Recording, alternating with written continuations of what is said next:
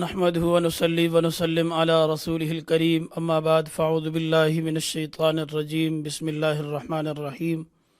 محترم ناظرین، درس قرآن .com کے خوبصورت پلیٹ فارم پر آج قصص القرآن کی 29ویں نشست ہے۔ آج ہم ذکر کریں گے اللہ رب العالمین کے ایک جلیل القدر پیغمبر حضرت یوشع بن نون علیہ السلام کا۔ محترم ناظرین، حضرت موسیٰ اور حضرت ہارون علیہ السلام کے ساتھ جو بنی اسرائیل کے دو نوجوان ہمہ وقت خدمت میں رہا کرتے تھے، موسیٰ علیہ السلام کی ان دو شاگردوں یا ان دو خدمت گزاروں میں سے ایک حضرت یوشع بن نون ہے۔ جب حضرت موسیٰ علیہ السلام نے بنی اسرائیل کے کچھ لوگوں کو منتخب کر کے بھیجا کہ وہ جا کر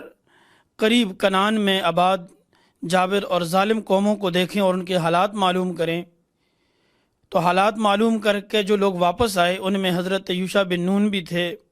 اور کالب بن یوحنا بھی تھے۔ باقی سارے ہی لوگ تقریباً ان جابر اور ظالم قوموں کے حوصلے، ان کی طاقت، ان کی بہادری، ان کی جرأت دیکھ کر سارے ہی لوگ پیچھے ہٹ گئے۔ ان میں واحد ایک شخص حضرت یوشع بن نون ہی تھے کہ جس نے لوگوں کو دوبارہ ہمت دلائی، لوگوں کے حوصلے بڑھائے، اور جس نے لوگوں کو اللہ کا وعدہ نصرت یاد دلایا کہ اگر تم ان کے ساتھ جہاد کرو گے اور اللہ کے راستے میں نکلو گے الہی کلمت اللہ کے لیے، تو اللہ کی مدد اور نصرت تمہارے ساتھ ہوگی اور تم فتح یاب ہوگے۔ حضرت موسیٰ اور ہارون کے بعد جس شخص نے بنی اسرائیل کی قیادت کی وہ بھی حضرت یوشع بن نون ہے۔ زندگی میں حضرت موسیٰ کے رفیق، خادم اور سفر میں آپ کے ساتھ رہا کرتے تھے۔ جیسا کہ حضرت خضر سے ملنے حضرت موسیٰ جب گئے مجمع البحرین، تو اس وقت حضرت موسیٰ کے ساتھ جو نوجوان تھا جس کا قرآن مجید میں ذکر ہے وَإِذْ قَالَ مُوسَىٰ لِفَتَاهُ، وہ فتیح، وہ جوان حضرت یوشع بن نون ہے۔ اور حضرت یوشع بن نون کا قرآن مجید میں ایک نوجوان کہہ کر ہی ذکر کیا گیا ہے، ان کا نام کہیں قرآن میں موجود نہیں ہے۔ وَلَمَّا جَاوَزَ قَالَ لِفَتَاهُ، یہ بھی قرآن مجید کے اندر حضرت یوشع بن نون کے حوالے سے ذکر ہے سورہ کہف کے اندر۔ حضرت موسیٰ کے بعد اللہ تعالیٰ نے آپ کا حضرت موسیٰ کا جانشین بنایا اور نبوت سے سرفراز فرمایا۔ حضرت موسیٰ علیہ السلام کے 40 سال بعد آپ نے ایک زبردست ٹیم تیار کی، جماعت تیار کی بنی اسرائیل میں سے، اور جن کے ساتھ مل کر آپ نے جہاد کیا اور آپ نے ان ظالم اور جابر قوموں کو شکست دی اور آپ فتح یاب ہوئے۔ یہ اسی طرح ہے جس طرح حضرت محمد کریم صلی اللہ علیہ وسلم نے اپنی زندگی میں حضرت اسامہ رضی اللہ تعالیٰ عنہ کو ایک جیش کا، ایک لشکر کا امیر بنایا تھا، لیکن جیش اسامہ کی روانگی سے قبل ہی حضور نبی کریم صلی اللہ علیہ وسلم اس دنیا سے رحلت فرما گئے۔ آپ کے جانے کے بعد عہد فاروقی اور صدیقی میں، یعنی حضرت ابوبکر صدیق کے دور اور پھر عہد فاروقی حضرت فاروق اعظم کے دور میں اللہ رب العالمین نے بہت ساری فتوحات دی۔ بالخصوص عہد صدیقی میں جو حضرت اسامہ بن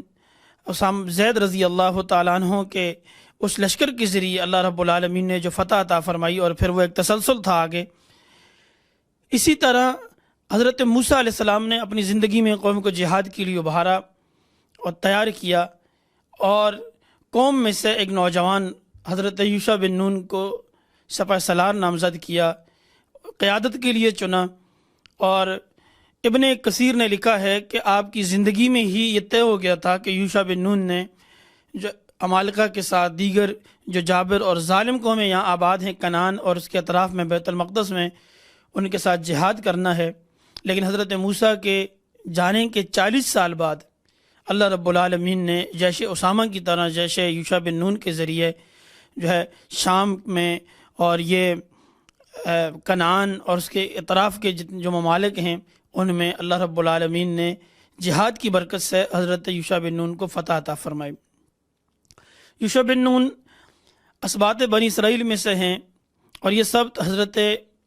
یوسف علیہ السلام کا ہے، یوسف علیہ السلام کا یہ خاندان ہے، آپ ان کی اولاد میں سے ہیں۔ یوشع بن نون بن فراہیم بن حضرت یوسف علیہ السلام بن یعقوب بن اسحاق بن حضرت ابراہیم علیہ الصلوات و تسلیمات۔ یہ آپ کا سلسلہ نسب ہے کہ اللہ رب العالمین نے آپ کو ایک عظیم مقصد کے لیے، جہاد کے لیے آپ کو چنا۔ چونکہ حضور نبی کریم صلی اللہ علیہ وسلم کے بعد نبوت ختم ہوگی، اسی لیے آپ کے غلام ایک صحابی حضرت اسامہ بن زید صرف امیر لشکر کے طور پہ ہی صحابہ اکرام کے ساتھ اس جہاد میں شریک رہا، جبکہ موسیٰ علیہ السلام کے بعد اللہ نے یوشع بن نون کو نبوت سے سرفراز فرمایا اور آپ نے بنی اسرائیل کی قیادت کی، بنی اسرائیل کی قیادت سنبھالی، اور آپ کے ہاتھ پر اللہ رب العالمین نے بنی اسرائیل کو فتوحات عطا فرمائی۔ لیکن چونکہ بنی اسرائیل کے اندر جو ایک فطری طور پر ہم پیچھے پڑتے آ رہے ہیں، جو ایک چیز نافرمانی کا جذبہ، وہ تو بہرحال موجود ہی تھا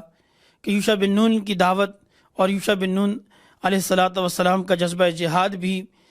کسی حد تک بنی اسرائیل کو آمادہ کر سکا، ورنہ بنی اسرائیل اپنی اس پرانی روش پر قائم رہی، اور بنی اسرائیل نے حضرت یوشع بن نون کے ساتھ جہاد کرنے کے بعد آہستہ آہستہ پھر اپنی وہی روش اختیار کر لی جس پر وہ پہلے تھی، نافرمانی کی،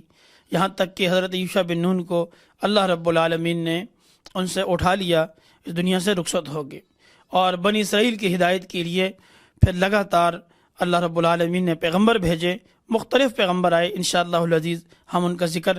اگلی نشستوں میں کریں گے۔ قرآن مجید کے اندر حضرت یوشع بن نون کے حوالے سے اس کے علاوہ اور کوئی ذکر نہیں ملتا کہ بس یہ حضرت موسیٰ کے جانشین تھے اور اللہ کی اولو العزم پیغمبر تھے۔ الہ العالمین اس طرح جذبہ جہاد کو امت محمدیہ میں بیدار فرمائے، جس طرح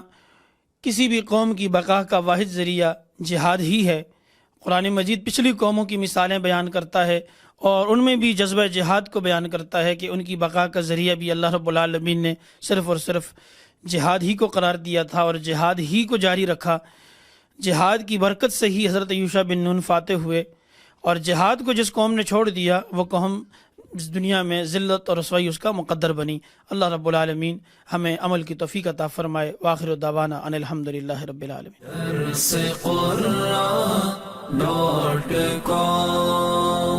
www.darsequran.com